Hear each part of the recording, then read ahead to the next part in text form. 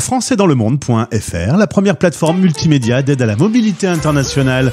Bienvenue sur notre podcast. Je suis Gauthier Seyss et aujourd'hui j'ai le plaisir d'accueillir Adéva Mercier. On part à Lyon. françaisdanslemonde.fr, le podcast. On part à Lyon, mais alors quelque chose me dit que ça ne va pas durer longtemps cette histoire. On est avec une invitée qui aujourd'hui nous parle de son désir de mobilité internationale. Lyon c'est bien, mais peut-être elle en a fait le tour. Bonjour Adéva. Bonjour. D'abord, qu'est-ce que c'est que ce prénom ? T'es ma première Adéva. C'est de quelle origine Adéva ? Eh ben, tu vois, ça rejoint peut-être mon destin puisque Adéva est une chanteuse noire américaine qui est Absolument. pas connue du tout. Si, moi je la connais. Ah, bah écoute, c'est rare. Et donc, ma maman adorait et donc Adéva. Alors, il faut dire que dans la famille, papa est fan de western, t'as baigné dans cet univers très américain, l'équitation, les ballots de paille qui roulent, et pourquoi pas un ranch un jour. Ce serait le rêve de pouvoir avoir ton ranch avec papa qui viendrait dans le ranch. Exactement, et de pouvoir même accompagner des Français, justement y accueillir des Français, un peu en style maison d'hôte, expérience immersive, voilà. Pourquoi pas. Voilà quelque chose qui m'anime. Alors en tout cas, tout commence à Lyon, même si du côté de ta maman, il y a des origines martiniquaises. T'y vas de temps en temps, pas si souvent, pas si simple d'y aller, plutôt cher aussi, et puis pas grand-chose à faire là-bas si j'ai résumé un petit peu ce que tu pensais. Exactement, c'est un peu compliqué, effectivement, la vie d'insulaire ne m'inspire pas beaucoup puisque je me sentirais un petit peu enfermée. Alors tu fais tes études du côté de Lyon, ensuite tu deviens commercial dans le monde de l'automobile, commercial et marketing. Tout se passe plutôt bien et puis il va se passer, comme chez beaucoup de personnes, le Covid. Est-ce que à ce moment-là, ça t'a mis en tête le fait de devoir changer 2-3 choses dans ta vie ? Alors, ça m'a mis en tête le fait que j'avais ce rêve en fait depuis très longtemps de partir vivre à l'étranger, mais c'était vraiment l'étape d'un rêve. Et le Covid a réveillé le fait de dire que on ne sait pas de quoi demain est fait et que finalement notre temps est compté. Donc, si on attend trop, ça sera peut-être jamais. Et ouais. Donc voilà. Résultat, bilan de compétences, formation d'anglais. T'avais un bon niveau d'anglais, il était comment ? Scolaire. Un plus. Et tu t'es dit, je me prépare et je me lance. Tu vas avoir une occasion de partir. C'est juste après la période du Covid. Il y a encore du lockdown à New York, donc tu passes par Washington. Quand il a fallu décider d'une destination, c'était forcément les USA. Exactement, la question s'est pas posée, et particulièrement New York, puisque c'est vraiment ma ville de cœur et mon coup de cœur aux États-Unis. J'ai fait beaucoup d'États avant de décider ce projet-là. J'ai plutôt bien exploré, on va dire, le continent américain. Et vraiment, New York, c'était un endroit où je me sentais bien et j'avais envie d'évoluer dans cette ville qui me fait rêver. Alors, Lyon est une des grandes villes françaises. Quand toutefois on arrive à New York, c'est quand même une autre dimension. Est-ce que tu te souviens de tes premiers jours, tes premières semaines ? Tu t'es senti à l'aise ou tu as eu des bugs ? Eh ben, étonnamment, très à l'aise. Et c'est en fait le sentiment que j'ai eu la première fois que je suis arrivée à New York, même en tant que touriste, parce que je trouve que c'est très facile de s'y retrouver. Et même si on s'y retrouve pas, on peut s'adresser à n'importe qui pour trouver son chemin, savoir où aller. Et je trouve que oui, c'est une ville qui est grande et en même temps, je trouve qu'on a facilement des repères. On s'y sent. Moi, en tout cas, je me suis sentie chez moi très rapidement. T'avais des gens qui étaient là-bas sur place pour t'accueillir ? Est-ce que tu t'es rapproché de communautés françaises sur place ? Alors, pas du tout. Quand je suis arrivée, je connaissais vraiment personne. Et effectivement, une fois arrivée sur place, j'ai mis en lien justement la communauté lyonnaise de New York, qui est quand même assez présente, plus tout un tas de groupes qui sont sur les différents réseaux. Donc, ça m'a permis de rencontrer des personnes qui sont devenues mes amies là-bas. Mais j'ai aussi beaucoup développé un réseau international, puisque c'est ce que je venais chercher à travers cette expérience, de rencontrer des gens d'autres pays et d'autres cultures, et donc de pratiquer mon anglais, parce que si je reste qu'avec les Français, je ne parle que français. Comment tu as pu avoir ton visa ? Ça a été un peu rock'n'roll. C'est ça, exactement. Donc pour le deuxième visa, du coup, il a fallu passer par la Colombie, puisque l'ambassade des États-Unis en France était fermée à cette période-là et que je ne voulais pas attendre.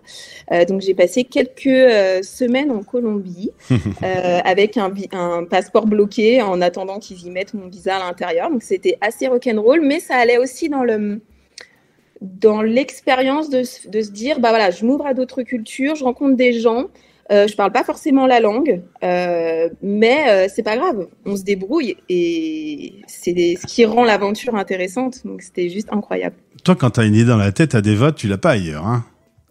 C'est malheureusement ce qu'on me dit, ouais. C'est ce que je ressens aussi.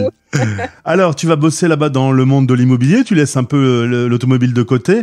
Tout se passait nickel. Après, ton papa a eu des petits problèmes de santé. Il a fallu rentrer en France. T'aurais bien continué l'aventure, toi. Exactement. Je suis restée un peu sur un goût de non achevé. Enfin voilà, je suis rentrée en plus assez vite, donc pas eu le temps vraiment de réaliser. Et ouais, ça a été assez dur le retour, puisque choc des cultures dans mon propre pays, clairement. J'ai eu du mal les premiers temps avec. J'ai pris très vite l'habitude de rentrer dans les commerces, que les gens vous sourient, qu'on vous dise bonjour, etc. Ah ouais, et pour moi, ça a été plus dur. Ouais, c'est ça. Et j'avais oublié. Et ça a été le plus dur. C'est vrai, de très rapidement engager une conversation. Voilà, tout le monde était plus fermé. Mais bon, voilà, il y a d'autres points positifs en France et les Français sont géniaux pour plein de choses. Mais en tout cas, sur ce côté-là, New York m'a beaucoup manqué. Et donc, elle est toujours restée dans un coin de mon cœur et de ma tête, avec pour projet effectivement de revenir plus tard. Tu dis revenir, hein, c'est bien que ta maison c'est là-bas et que tu vas y retourner. T'as remarqué quand même le petit lapsus. T'as perdu ton visa. Il faut savoir que quand on a un visa américain, si on n'est pas sur le sol américain 30 jours, il est perdu, c'est ça? Alors sur ce type de visa-là, effectivement, oui, au bout d'un moment, il est révoqué, malheureusement. Alors tu fais tout ce qu'il faut aujourd'hui. Tu as repris tes études dans une école internationale. L'objectif, c'est les USA, on a bien compris, parce que tu t'es senti bien là-bas. Tu aimes la dynamique positive, le fait de un peu l'American Dream. Tu sens que tout est possible, alors qu'en France, on t'a peut-être mis dans des boîtes. Alors effectivement, c'est pas plus facile aux États-Unis qu'en France. Au contraire, je pense que c'est vraiment opposé en termes de culture. Mais je pense que, alors il n'y a pas de filet de sécurité aux États-Unis, en tout cas beaucoup moins qu'en France. Mais en revanche, quand en France on me pointe du doigt les limites, c'est-à-dire quand la première fois j'ai dit je veux partir aux États-Unis, on m'a dit mais je ne comprends pas et en plus qu'est-ce que tu vas faire là-bas? À l'inverse, quand j'ai parlé de mes projets avec des connaissances ou des amis aux États-Unis, ils m'ont dit bah qu'est-ce que t'attends en fait pour te lancer? Qu'est-ce qu'il te faut de plus? C'est just do it, quoi. C'est vraiment cet esprit-là, quoi. C'est ça, exactement. Et c'est ce qui me plaît beaucoup, ce dynamisme et cette positivité. Alors parfois qu'on va peut-être considérer à outrance, mais en tout cas moi, par rapport à mon caractère, c'est vrai que je mesure souvent le pour et le contre, et il y a toujours un peu, voilà, j'essaye toujours de rester raisonnable. Et c'est vrai que quand je suis aux États-Unis, bah, j'ai l'impression que je me pose moins de questions, je tente. Ça marche, ça marche pas, et ben c'est pas grave, c'est que c'était pas pour moi et on fera différemment. Donc c'est vrai que je me bride beaucoup moins là-bas parce que l'entourage, en tout cas à New York, fait que tout le monde se remet en question et est très dynamique. Donc si on va pas dans ce sens-là, je pense qu'on n'aime pas et on n'est pas fait pour New York. Enfin, je pense. Tu m'as aussi dit qu'il y avait des choses qui ne te plaisaient pas aux USA. Oui. Alors, on parlait tout à l'heure des westerns, justement, parce que mon père est un grand fan des westerns. Il y a beaucoup. Ce qui a été le plus dur pour moi, ça a été les différences de culture, notamment dans les minorités. Et en fait, je vous disais qu'avant de choisir New York, j'avais quand même pas mal voyagé. J'ai fait aussi pas mal de réserves indiennes. Et ça fait partie des choses qui sont pour moi assez difficiles parce que j'ai beaucoup appris sur les peuples natifs, justement. Et voilà, ça fait partie des limites puisque pour moi, ce sont leurs terres et malheureusement, aujourd'hui, c'est eux qui sont un peu mis de côté. Enfin voilà, il y a pas mal de points dans les États-Unis. Même si les gens en veulent et travaillent beaucoup, ça ne veut pas dire qu'ils ont aussi forcément un logement, contrairement à ce qu'on voit en France. Voilà, c'est toute cette partie-là qui est quand même assez dure. Plus rude. Ouais, exactement. C'est le marche ou crève, c'est clairement les États-Unis. Et il y a pourtant des gens qui se lèvent tous les matins et qui n'arrivent pas à en vivre. Et ça, pour moi, c'est vraiment des fois difficile à accepter en tant que Française. Voilà. Adeva, que l'on va suivre donc, puisque si je comprends bien, une fois que les études ont bien avancé, que le visa s'est réglé, tu seras dans l'avion et direction New York. Un jour, j'irai à New York avec toi, quoi. Exactement. Alors, New York ou la Floride en plus, puisqu'on est un peu sur la même dynamique. Aujourd'hui, c'est une ville aussi, enfin une région qui est très dynamique, avec beaucoup de multicultures et beaucoup d'expatriés. Et donc, par rapport à mon projet professionnel, ça colle parfaitement. Eh bien, Adeva, il y a 2 podcasts que tu dois écouter. Un podcast que l'on a produit qui s'appelle Vivre à New York et un autre qui s'appelle Vivre à Miami. Comme ça, tu feras ton choix. Parfait. Merci beaucoup d'avoir témoigné. Et puis, début de l'aventure, ça veut donc dire qu'avec toi, on va faire un fil rouge. Une fois que tu es sur place, tu m'appelles et on recommence. Avec grand plaisir. Merci en tout cas de m'avoir reçu aujourd'hui. Et puis, à bientôt.